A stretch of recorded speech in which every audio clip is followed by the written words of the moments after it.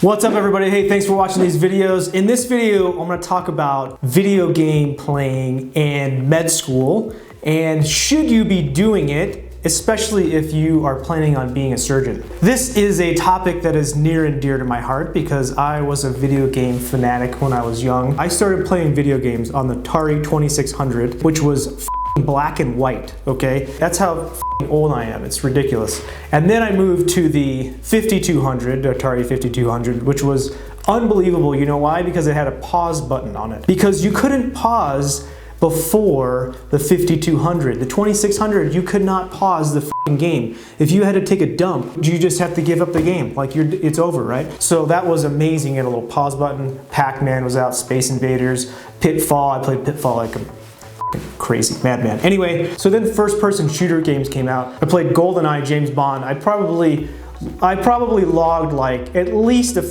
year of my life on that game, okay? I was super into video games. I loved that shit. I thought it was pretty good. Like, I was pretty good. I could beat most people. I don't know, maybe my little brother was a little bit better than me. Anyway, my parents were always like, oh my God, you're playing too much video games. This is ridiculous. Sometimes I would literally play like 15 hours a day. It was kind of pathetic, but I don't know, man. It was just like really fun and it was engaging and I felt like I was doing something even though I wasn't doing anything. I was sitting in front of the TV, you know, wasting my life. But it turns out because I wanted to be a surgeon, I wasn't actually wasting my life.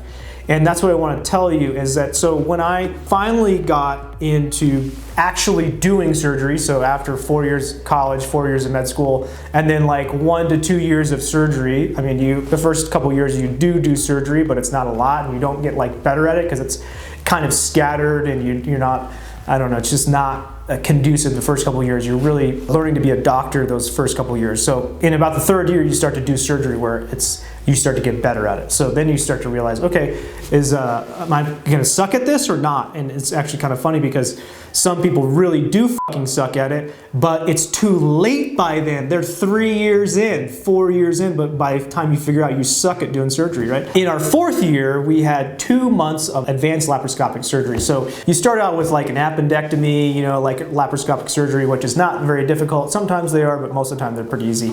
And then you start with cholecystectomies, so laparoscopic gallbladder removal. Actually, the first and second year you do a little bit of that too. But those are like basic laparoscopic cases, even though the lap chole can be tough too. And then in the fourth year, we had a rotation specifically to learn advanced laparoscopic skill, and it was bariatric surgery. And so we were doing the stomach stapling, but it wasn't, we were stapling, but then when we sewed the anastomosis is a connection between 2 organs, which would be the stomach and the jejunum, which was small bowel, right? So in the bariatric patient, you would make a little teeny pouch of their stomach. Instead of a big stomach, you'd make it down like a little teeny thing, and then you sew the small bowel to that so it would go straight into the small bowel. So we would do what's called a hand-sewn anastomosis, but it was intracorporeal, which means inside the body, and you would do that using just the laparoscopic instrument. So that was an advanced technique. And I will say that when I started, I felt like, hey, this is gonna be, you know, something that I can do better than a lot of people, because in my mind, I was like, I do this all the time. I play video games.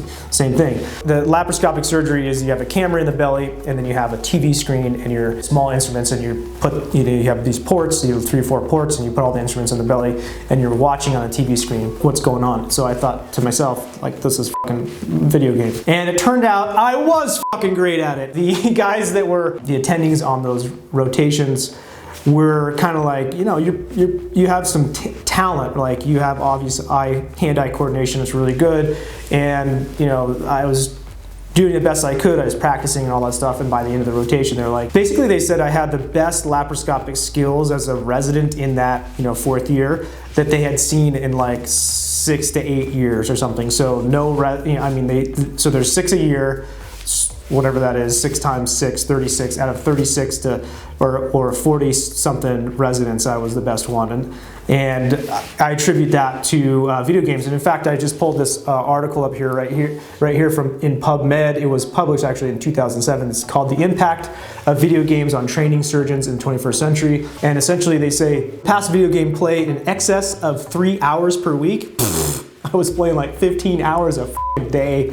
So I was like well beyond that. Correlated with 37% fewer errors and faster completion, 27% faster completion of the operation. And they use this specific surgery and all this other stuff. So, and then what they said is actually those in the top quarter of those playing video games. So if you were, obviously 3 hours a week is not a lot. If you're one of those people in the top, like you're playing 15 hours a week, or and then they don't say how much it was, but the top quarter of the people that were in the research study essentially made 47% fewer errors and performed the surgeries 39% faster.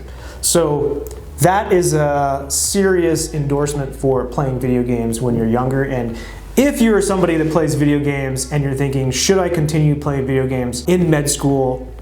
You know, you have to, obviously, in college and med school, you have to make sure that you manage your time correctly, because video games will suck your ass in. The space-time continuum is like fucking gone when you're playing them. I know that from experience. You gotta manage your time correctly, because there's a lot of shit to do in college and med school, especially med school, and you can't not do those things. But should you drop video games altogether? I would say no. I think especially if you're going into surgery or any procedural type of medicine, then you should definitely continue to play video games. Cardiology, radiology even, they do a lot of procedures now, especially surgery, all the surgery disciplines.